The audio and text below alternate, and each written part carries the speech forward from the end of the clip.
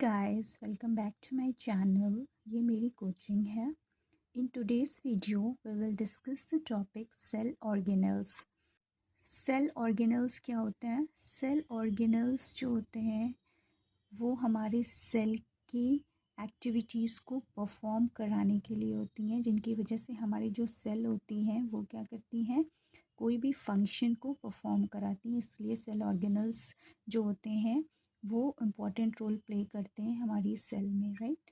Each cell is surrounded by a cell membrane. Okay, कोई भी cell है वो सराउंड होगी सेल मेम्ब्रेन से. Okay, cell membrane keeps the contents of the cell separate from the external environment. Okay, so जो cell membrane होती है, यानी कि मेम्ब्रेन, सेल मेम्ब्रेन क्या है, जैसे कि प्लाज्मा मेम्ब्रेन. ओके, सो जो हमारी मेम्ब्रेन है वो क्या करती है, हेल्प करती है हमारी जो सेल होती है उसको एक्सटर्नल एनवायरनमेंट से अलग रखने के लिए, राइट.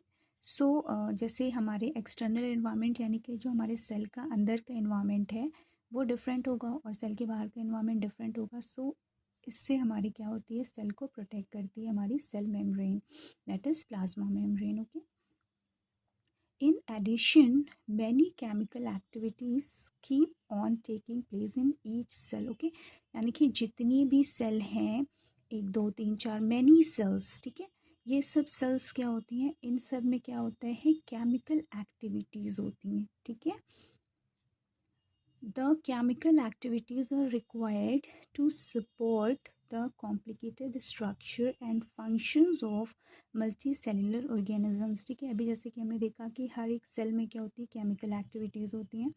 सो हर एक सेल में केमिकल एक्टिविटीज़ क्यों होती हैं, तो ये सेल की एक्टिविटीज़ क्या होंगी, ये बहुत ज़रूरी हैं, क्योंकि क्या होगा, हमारी सेल को सपोर्ट करेंगी the complicated structure and functions of multicellular organism. कोई भी मल्टीसेलुलर ऑर्गेनिजम्स होंगे तो उनमें जो होंगे वो क्या होते हैं, कॉम्प्लिकेटेड स्ट्रक्चर हैं. ठीक है, कॉम्प्लिकेटेड स्ट्रक्चर क्यों है, क्योंकि वो सिंपल नहीं है, कोई एक चीज़ों से नहीं मिलकर बना हुआ है, बहुत सी सेल्स से मिलकर बना है. तो वो क्या करेंगे, डिफरेंट डिफरेंट फंक्शन को परफॉर्म करेंगी. ठीक है, तो उसमें क्या होगा, केमिकल एक्टिविटीज़ ज़रूरी है ना. ठीक है, तो केमिकल एक्टिविटीज़ आर रिक्वायर्ड. ठीक है, ज़रूरी क्यों है, to support the complicated structure भी और साथ साथ फंक्शन भी.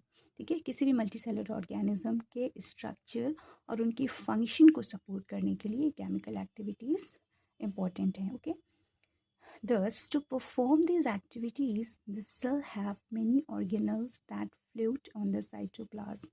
ओके, सो साइटोप्लाज्म में ये जो हमारे सेल ऑर्गेनल्स होते हैं ये क्या क्या होते हैं, फ्लोट करते रहते हैं. ठीक है, सो इस एक्टिविटी को परफॉर्म करने के लिए, कौन सी एक्टिविटी, केमिकल एक्टिविटीज़ को परफॉर्म करने के लिए साइटोप्लाज्म में जो सेल ऑर्गेनल्स होते हैं वो क्या करते हैं, फ्लोट करते रहते हैं. ठीक है, सो सेल के अंदर जो साइटोप्लाज्म है उस साइटोप्लाज्म में जितनी भी सेल ऑर्गेनल्स होंगे वो क्या करेंगे, केमिकल एक्टिविटीज़ को परफॉर्म कराएंगे.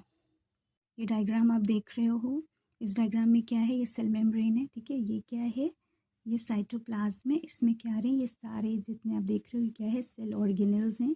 ये क्या कर रहे हैं, ये सेल ऑर्गेनल्स क्या करते हैं, केमिकल एक्टिविटीज़ को परफॉर्म कराते हैं. Some cell organelles are membranous and some are non membranous, right. So membranous का मतलब क्या है, यानी कि कुछ ऐसे सेल ऑर्गेनल्स हैं जिन पे मेम्ब्रेन्स क्या है, नहीं है. ठीक है, और कुछ ऐसे हैं जिस पे मेम्ब्रेन्स हैं. ठीक है, सो जो मेम्ब्रेनस होगी वो भी 2 टाइप्स की होगी, सिंगल होगी, डबल होगी. ठीक है, और नॉन मेम्ब्रेनस यानी कि उस पर कोई भी मेम्ब्रेन्स प्रेजेंट नहीं है. Okay, membranes organelles is a characteristic features of eukaryotes only. ठीक है, यानी कि जितने भी मेम्ब्रेनस ऑर्गेनल्स हैं, ठीक है, यानी कि जो ऑर्गेनल्स जो मेम्ब्रेनस है वो यूकैरियोट्स के कैरेक्टरिस्टिक फीचर्स होंगे. ठीक है, राइट.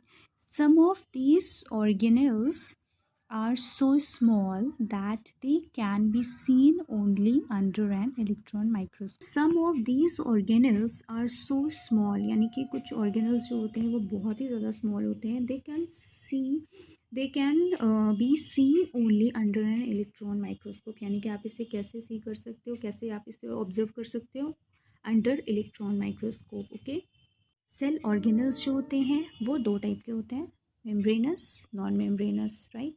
सो मेम्ब्रेनस में दो टाइप है, double membranous, single membranous and non membranous. Okay, so double membranous जो होते हैं सेल ऑर्गेनल्स, वो क्या क्या होते हैं? वो होते हैं endoplasmic reticulum, Golgi apparatus, mitochondria, plastids, right. So आपको ये चीज़ याद रखनी है कि endoplasmic reticulum, Golgi apparatus, mitochondria, plastids, ये सब क्या हैं? ये डबल मेम्ब्रेनस हैं। ओके, और ये जो प्लास्टिड्स हैं ये सिर्फ और सिर्फ किस में प्रेजेंट होते हैं? प्लांट सेल ओनली, यानी कि सिर्फ और सिर्फ प्लांट सेल में आपको प्लास्टिड्स मिलेंगे, right. Single membranes, single membranes में क्या है? लाइसोसोम्स एंड वैक्यूल, ठीक है। आपको ये चीज़ याद रखना है, जो वैक्यूल है ये नॉन लिविंग पार्ट है सेल का। ओके, और दूसरी चीज़ ये है कि आपको ये चीज़ याद रखना है कि जो प्लास्टिड्स हैं वो प्लांट सेल में प्रेजेंट हैं, ठीक है। तो यहाँ पे आपको बिग डिफरेंस याद रखना है कि मेम्ब्रेनस टू टाइप्स के हैं, डबल और सिंगल।